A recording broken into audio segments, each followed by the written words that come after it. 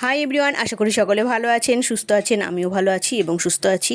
আর আজকে কিন্তু আপনাদের সকলের সঙ্গে দারুণ একটা জিনিস শেয়ার করতে চলেছি। সেটা কি দেখে আশা করি বুঝতেই পেরে গেছেন। সেটা হলো ফুড কড়াই। ফুড কড়াই এইটা কিন্তু আমরা দোলের দিন ছোটোবেলায় খুব খেয়েছি, খুব মজা করেছি। তো এটা বানানো তো দেখাবো অবশ্যই, কিন্তু তার আগে না আপনাদের সকলকে জানিয়ে দিচ্ছি অ্যাডভান্স হ্যাপি হোলি, শুভ দোলযাত্রার অনেক অনেক শুভেচ্ছা সকলকে। তো প্রথমে আমি কি করেছি, মার্কেট থেকে ছোলা ভাজা কিনে নিয়ে এসেছি। আপনারা চাইলে বাড়িতেও ভেজে নিতে পারেন, কাঁচা ছোলাকে বালির মধ্যেও ভেজে নিতে পারেন কিংবা নুনের মধ্যেও ভেজে নিতে পারেন। আমি কিন্তু ভাজা ছোলাই কিনে নিয়ে এসেছি। আর ঝুড়ির মধ্যে বেশ উল্টে পাল্টে একটু এই ছোলাগুলোকে ঝেড়ে বালি যা কিছু আছে, একটু নোংরা টোংরা যা আছে সমস্ত কিছু পরিষ্কার করে নিয়েছি।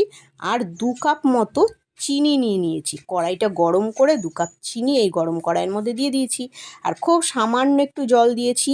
যখন এই শিরাটা কিন্তু রেডি করা হয়, এর মধ্যে কিন্তু জল খুব সামান্য পরিমাণে দিতে হয়, বেশি পরিমাণে দেবেন না, ঠিক আছে? খুবই অল্প করে দেবেন। 3 থেকে 4 চামচ মতো চিনি দিতে হবে। চিনিটা দেওয়ার পরে কিন্তু সমানে খুন্তি দিয়ে নাড়তে থাকতে হবে। এটাকে কিন্তু একটুও রেস্ট দিলে চলবে না। এখন যদি আপনি খুন্তি দিয়ে নাড়ানোটা বন্ধ করে দেন এই শিরাটাকে, তাহলে কিন্তু তলার দিকে লেগে যাবে। আর এর কালারটা কিন্তু আর এই যে সাদা কালার আর থাকবে না, ঠিক আছে? এটার কালার তখন কিন্তু একটু রেড রেড টাইপে চলে আসবে, তখন ভালো লাগবে না দেখতে। অ্যাকচুয়ালি ফুড কড়াইয়ের যে কালারটা ওপরে চিনি যে শিরাটা লেগে থাকে ওটা সাদা কালারেরই হয়। আর ওইভাবেই আমরা খেয়ে এসেছি। আর আমি চাইছি একেবারে ছোটোবেলায় যেরকম খেয়েছি ঠিক সেই রকমভাবেই ঘরে তৈরি করব। তো সেইভাবেই তৈরি করা হচ্ছে। আর বারবার কিন্তু খুন্তি দিয়ে তুলে তুলে চেক করা হচ্ছিল। আর এই শিরাটা কখন কিভাবে হলো সেটা বুঝতে গেলে কিন্তু আপনাকে খুন্তি দিয়ে এই শিরাটাকে তুলে তুলে বারবার চেক করতে হবে যে এর মধ্যে চিনির দানা আছে কি না। চিনির দানা থাকলে হবে না। আর যখন পুরো ফেনা উঠে যাবে তখন মনে করবেন এই শিরাটা কিন্তু রেডি হয়ে এসছে। আর সেটা চেক করার জন্য এই যে দেখতেই পাচ্ছেন, খুন্তি দিয়ে তুলছি যখন, শিরাটা ড্রপটা পড়ছে যখন খুন্তি থেকে, খুব স্পিডে পড়ছে না, একটা সুতোর মতন হালকা একদম ঝুলছে ওই ড্রপ থেকে, তাহলে বুঝবেন কিন্তু শিরাটা রেডি হয়ে গেছে, ঠিক আছে? তো এইভাবেই কিন্তু বারবার খুন্তি দিয়ে নেড়ে নেড়ে এটাকে চেক করতে হবে আপনাকে সমানে। পাতলা থাকলে হবে না, এই শিরাটা কিন্তু একটু ঘন হতে হবে। আর খুন্তি থেকে ছাড়লে যেন একদম সাথে সাথেই পড়ে না যায়, ড্রপটা যেন একটু হালকা করে একটু সুতোর মতো একটু ঝোলে, এইরকম হলেই রেডি হয়ে যায়।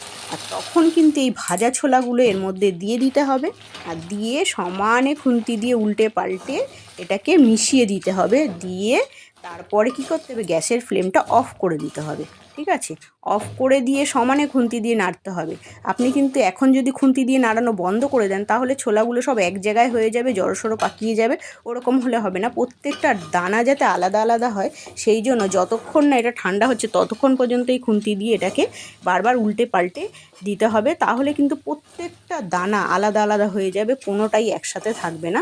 আপনারা দেখতেই পারবেন। এই ফুড কড়াইটা সত্যি দোলের দিনকে এত ভালো লাগে খেতে। আর খুব হচ্ছে মিস করি ব্যাপারটা।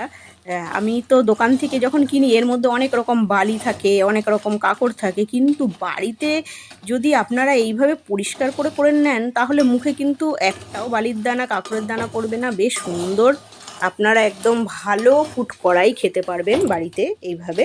তো আপনাদের যদি আজকের এই রেসিপিটা ভালো লেগে থাকে তাহলে কিন্তু অবশ্যই আপনারা কিন্তু একটা লাইক করবেন। আর প্রচুর প্রচুর প্রচুর শেয়ার করে দেবেন। আর আপনারাও কিন্তু বাড়িতে এইভাবে তৈরি করে খেয়ে দেখতে পারেন, আশা করি ভালো লাগবে। এইটা ফুড কড়াই খেতে আর কি দোকানের থেকে অনেক শতগুণে ভালো লাগবে খেতে বাড়িতে এইভাবে তৈরি করে। তো আজকের ভিডিওটা আমি এখানেই শেষ করব। আপনারা ভালো থাকবেন, সুস্থ থাকবেন আর সুন্দরভাবে দোল খেলে সময় কাটাবেন আর হোলি খেলে সময় কাটাবেন, ঠিক আছে? যার দোল আছে সে দোল কাটাবেন, যার হোলি আছে সে হোলি সময় কাটাবেন। সুন্দরভাবে দিনটিকে উপভোগ করবেন। খুব সাবধানতার সহিত আপনারা রং খেলবেন, ঠিক আছে? তো আজকের মতন টাটা সবাইকে।